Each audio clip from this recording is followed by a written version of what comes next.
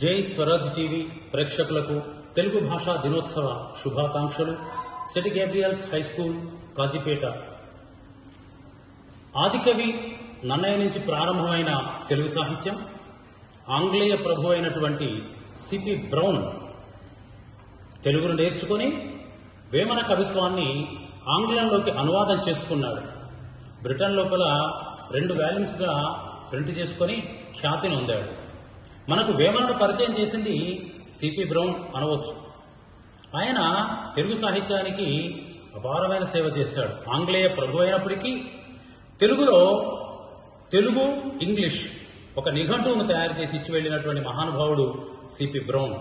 బ్రౌన్య నిఘంటువుగా ఖ్యాతికెక్కింది. ఆదికవి నన్నయ్యతో మొదలైన తెలుగు సాహిత్యం అజరామరంగా అప్రతిహతంగా నిరంతర గంగా ప్రవాహంగా ప్రయాణిస్తూనే ఉంది. 1000 ఏళ్లు ప్రయాణించింది, మరో 1000 ఏళ్లకు 1000 ఏళ్లు మళ్లీ ప్రయాణం చేస్తుందనడంలో అతిశయోక్తి ఎంత మాత్రమూ లేదు.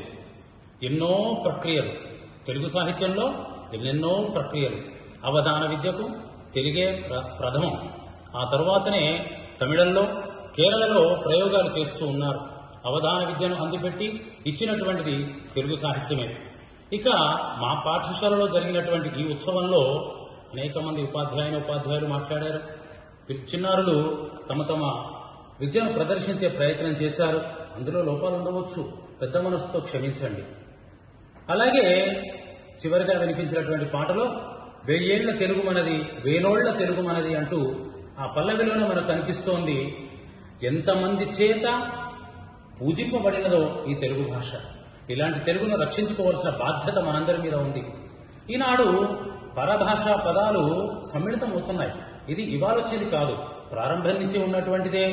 కొన్ని మలయాళ పదాలు తెలుగులో వచ్చాయి. తువ్వాలు అనే పదం మలయాళీ పదం, మనం మామూలుగా వాడుకుంటూ ఉన్నాం.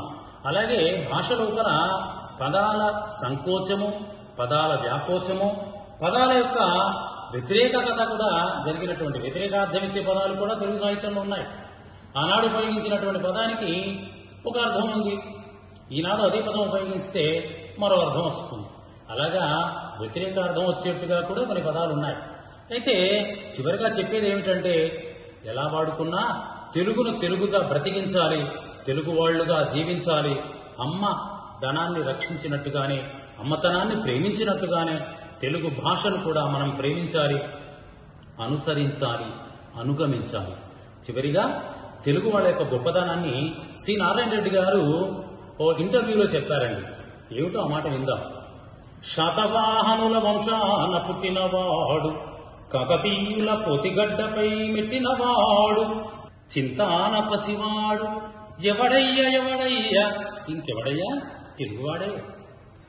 పంచకట్టుటలోన ప్రపంచాన మనగాడు, కండువలేనిదే గడప దాటనివాడు, పంచభక్షాలు తన కంచాన వడ్డించ, గోంగూర కోసమై గుటకలేసెడివాడు, ఎవరయ్యా ఇంకెవరయ్యా మన తెలుగువాడే అంటూ తెలుగు వాళ్ళ యొక్క గొప్పదనాన్ని, తెలుగు వాళ్లకు ఉన్నటువంటి గోంగూర మీద ఉన్నటువంటి ప్రీతి, ఆహార విహారాల్లో ఉన్నటువంటి ప్రీతిని కూడా చక్కగా డాక్టర్ సి నారాయణ రెడ్డి గారు, జ్ఞానపీఠ అవార్డు గ్రహీత, మేరునగ సమానుడైనటువంటి సి నారాయణ రెడ్డి గారు తెలుగు వాళ్ళ గురించి అందించినటువంటి ఈ కవితతో మనం ఈనాటి తెలుగు భాషా దినోత్సవాన్ని ముగిస్తుంటున్నాం.